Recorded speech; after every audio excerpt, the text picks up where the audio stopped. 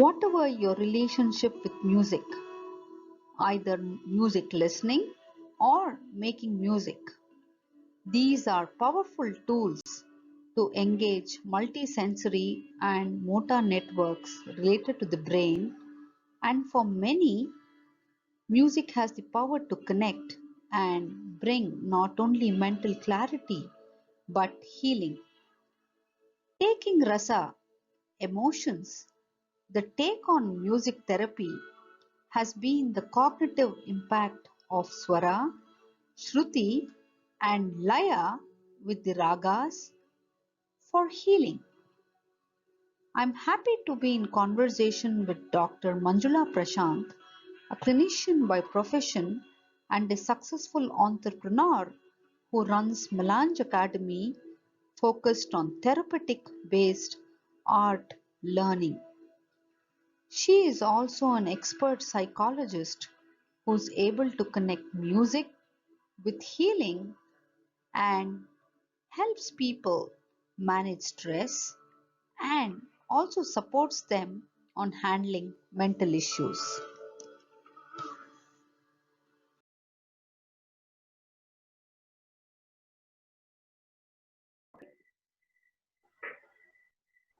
Namaste, Dr. Manjula Prashant. Welcome to my channel, Digital Wellness.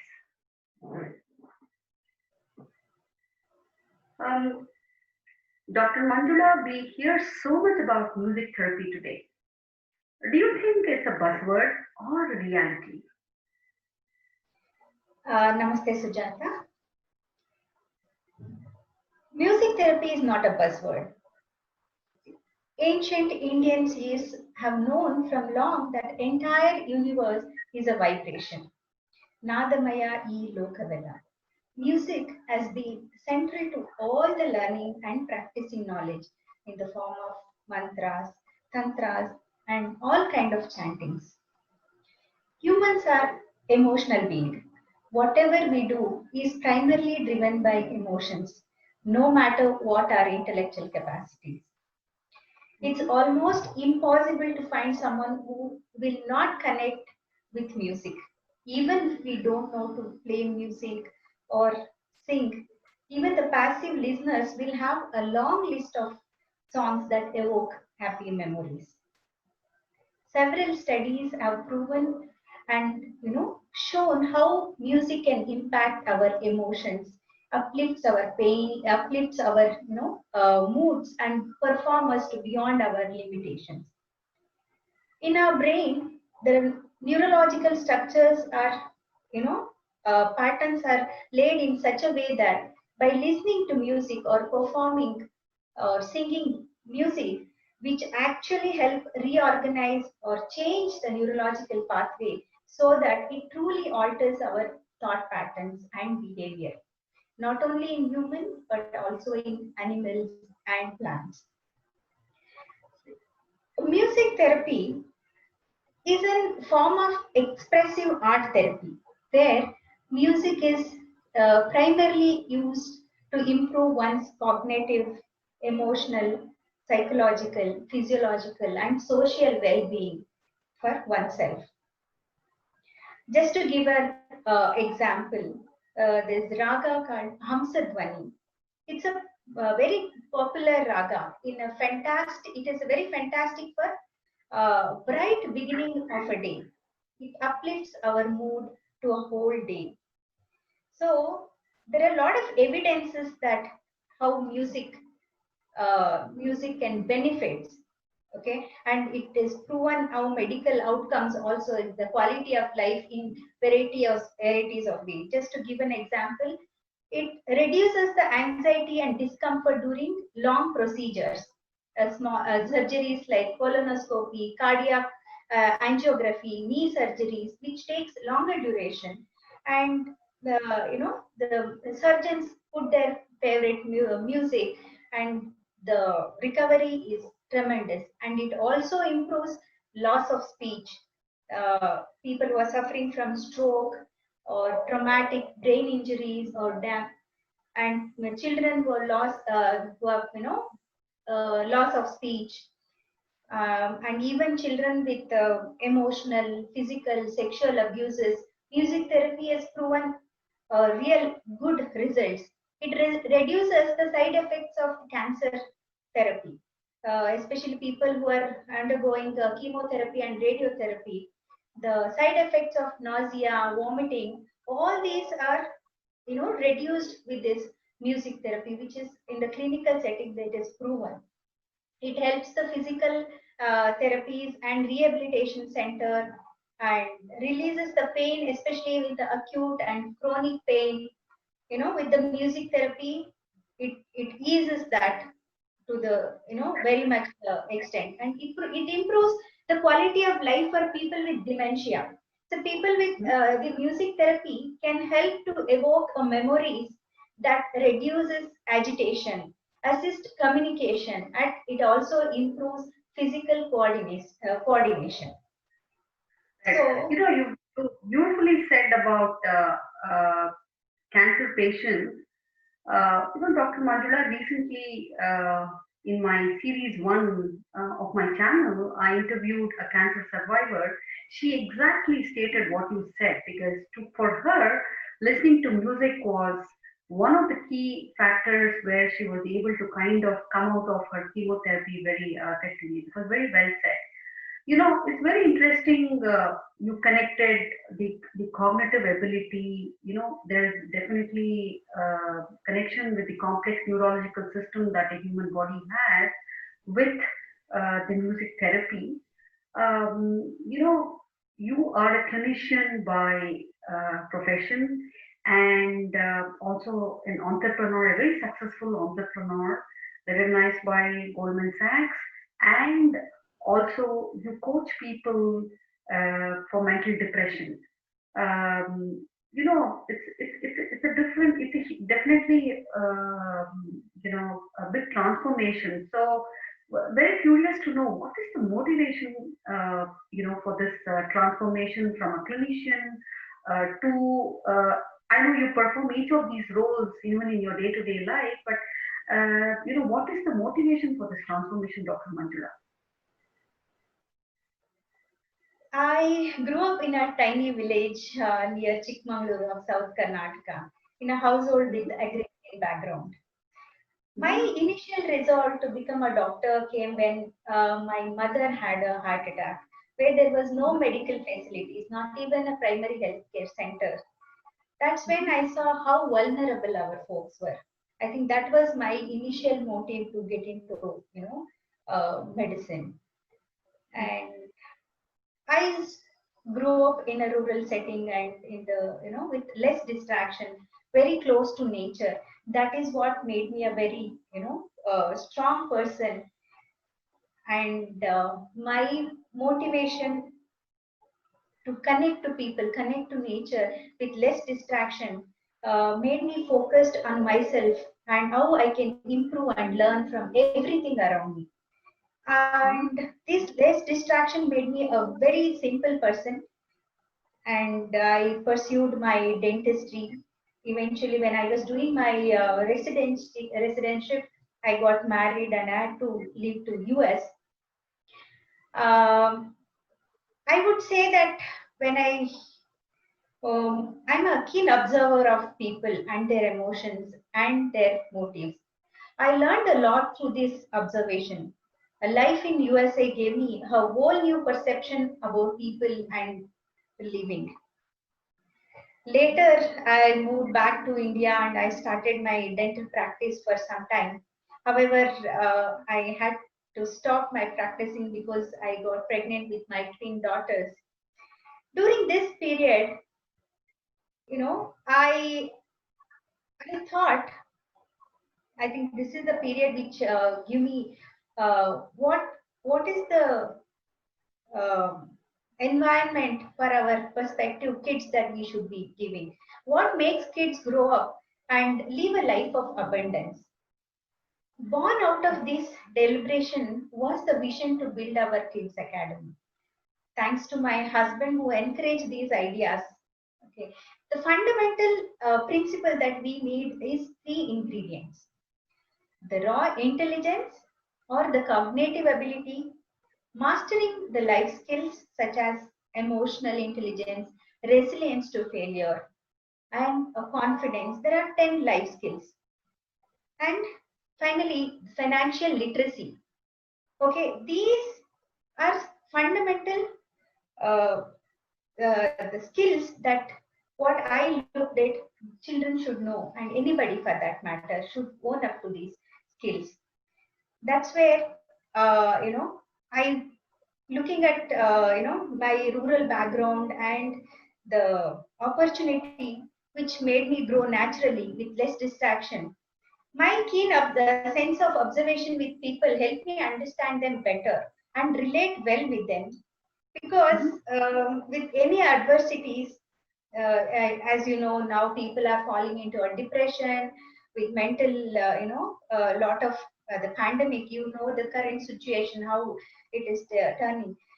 Internally, I would say I am not afraid of diversities.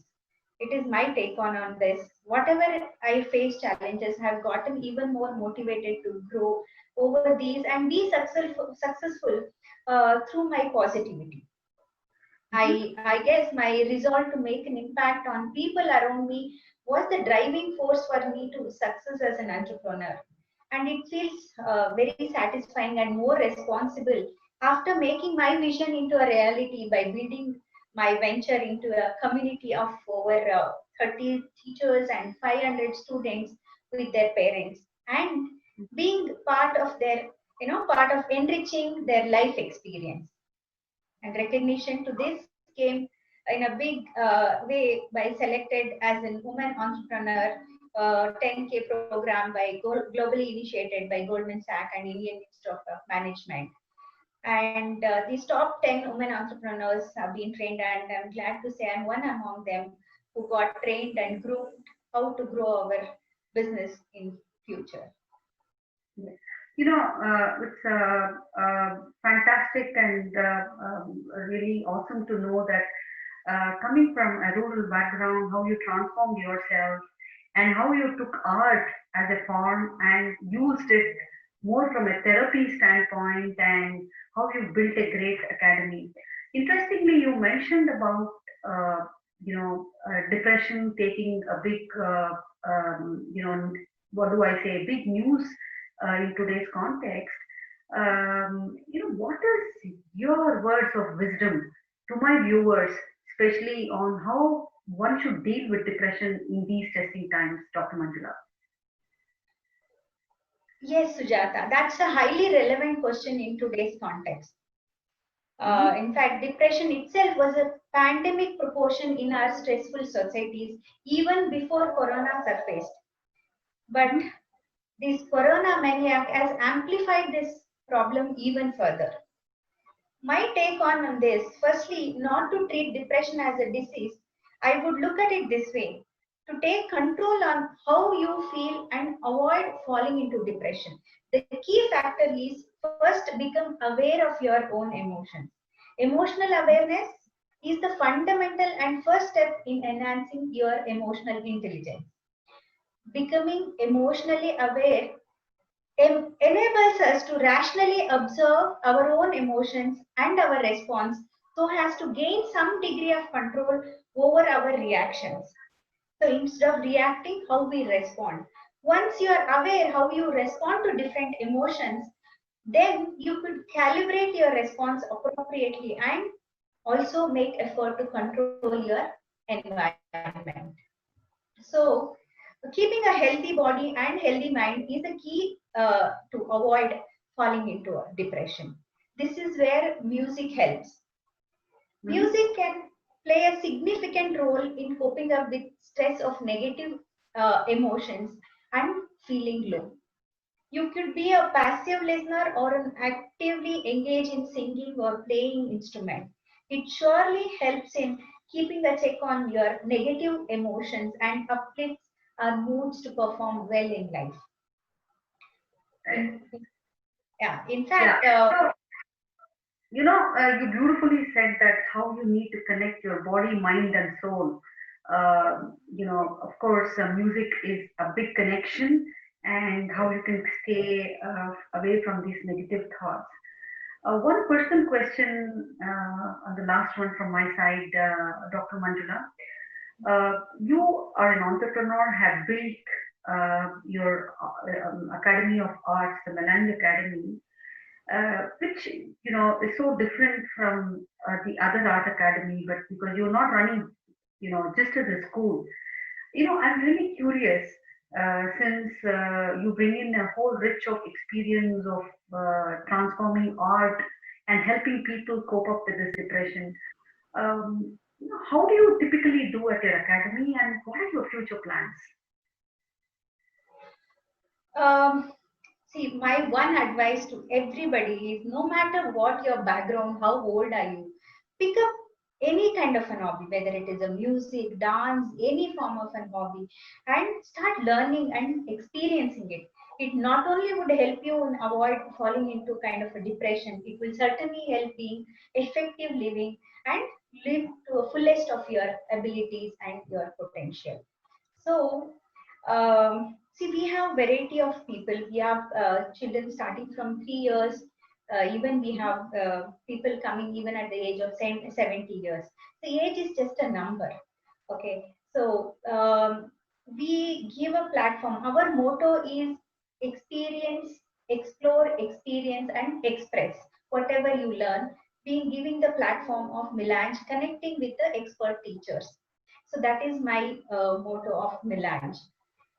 And as regards to our future plan, I should say that we are exploring means to engage music and dance, even arts, beyond creative and entertainment, such as music therapy, art therapy, dance therapy, the movement therapy.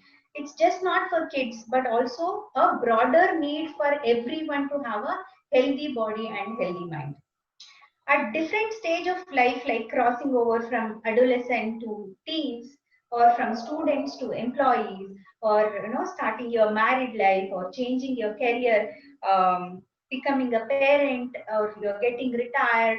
All these transformations are very stressful, and to live a life to the fullest, we need to ensure healthy body and mind. So we at Melange are looking at expanding the scope of benefiting from music and dance and all forms of art forms, from kids to people at all age groups, particularly into a therapeutic uses of this form, and also a counseling. We can use this as a counseling tool also. And there are a lot more programs we are pipeline in the coming future. Dr. Manjula, it was wonderful talking to you. Very different from what I keep reading and hearing, especially about music therapy, because it's always nice to talk to a person who's practicing it and preaching it day in and day out. Thank you so much, and looking forward for more from your side, Dr. Manjula. Thank you.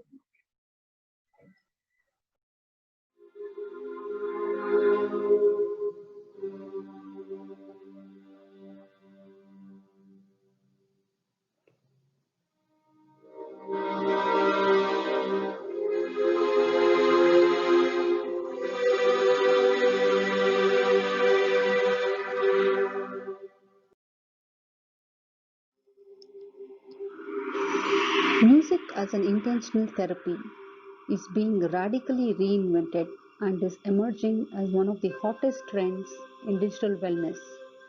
Digital technologies like the AI and machine learning help us identify structural properties of music and its impact on heart rate, sleep patterns, and is being used as a precision medicine from pain to PTSD. We just heard this from Dr. Manjula, and she explained how music as an intentional therapy can create beautiful minds by bringing engagement, communication, and interaction between participants, thereby acting as a medium for processing emotions, trauma, grief, and it is also effective in pain management during post-surgical or chronic pain. You may contact Dr. Manjula for more details, and her contacts are given below in the description. Please like, and subscribe to my channel for more updates.